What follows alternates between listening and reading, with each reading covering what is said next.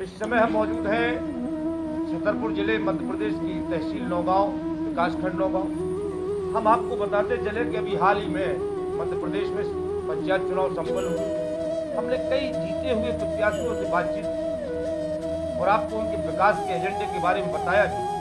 उसी क्रम में आज हमारे साथ विकासखंड नौगांव ग्राम पंचायत चिरवारी से एक नवनिर्वाचित सरपंच हैं, शिक्षक भी हैं और समाज सेवा का जज्बा इनके दिल में है और उसी जज्बा को हम इनको सलाम करते हैं।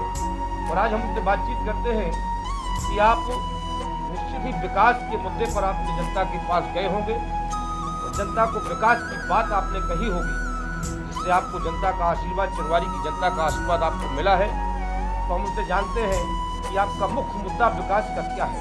सबसे पहले तो आपका बहुत बहुत धन्यवाद हमारे चैनल की ओर से और जीत की बहुत बहुत बधाई।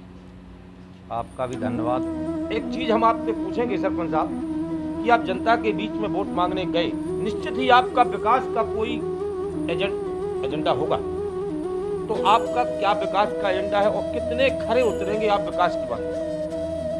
सबसे पहली प्राथमिकता तो गांव में जी एक तो गंदगी फैली हुई है जी उसकी साफ स्वच्छता जी हो, इसका हमारा पूर्ण प्रयास रहेगा। जी दूसरी बात कि यहाँ सड़क जो पूर्व में करवाए गए हैं निर्माण, वो घटिया किस्म के निर्माण करवाए गए हैं। तो हमारा ये रहेगा कि निर्माण कार्य जो भी हों, रोड डले, नाली बने, साफ सफाई रहे, तो ये अच्छे से रहे और काफ़ी समय तक टिके।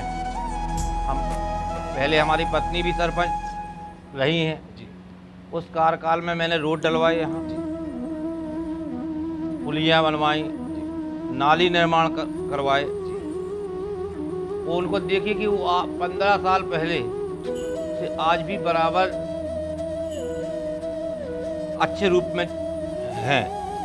और जो वर्तमान में सरपंच थे उनके द्वारा डलवाए गए निर्माण कार्य करवाए गए, सीसी रोड या कुछ भी करवाए गए, तो 3 महीने में उखड़ गए हैं। तो सबसे पहली बात तो ये है कि हम साफ सफाई रहे, स्वच्छ रहे और स्वच्छता के साथ साथ जो गरीब लोग हैं जिनको पेंशन नहीं मिल रही है, जो उनके पात्र हैं उनको हम पेंशन दिलवाएं। और होगा तो अपने यहाँ की दशा और दिशा दोनों बदलेंगे। जहाँ भी जाएंगे, बच्ची होगी बड़ी होकर पढ़ लिख के कहीं अन्य जगह जाती है, शादी होती है, तो उस परिवार की दशा और दिशा बदलने में उसकी बहुत बड़ी भूमिका रहती है। और ख़ास तौर से महिलाओं, बच्चियों की घर को, परिवार को बदलने में बहुत बड़ी भूमिका है, उनकी अहम भूमिका है और उनको शिक्षित होना चाहिए। और उनके लिए अगर एक तो अधिकांश शिक्षित हो रहे हैं और अगर नहीं कोई लापरवाही कर रहा है किसी कारण से, तो अपन उसको प्रेरित करेंगे ताकि मान लो वो अपनी बच्चियों को पढ़ाएं, लिखाएं और जो जहाँ भी रहें तो वहाँ वो शिक्षित अपने परिवार को भी करेंगे। जब वो शिक्षित होंगे तो वो अपने बच्चों को शिक्षित करेंगे, वो अगर समाज को समझाने का प्रयास करेंगे। और अगर वो खुद स्वयं शिक्षित नहीं होंगे तो उन्हें शिक्षा का महत्व ज्ञान ही क्या है, तो वो उनके बच्चे भी वही काम करेंगे। तो हमारा तो यही है कि सरकार की तरफ से कोशिश है, लेकिन उसको हम ज़मीन पे शिक्षित करें और प्रयास करें, उसको ज़मीन पे जो भी योजनाएं हैं उसको ज़मीन पे लाएं।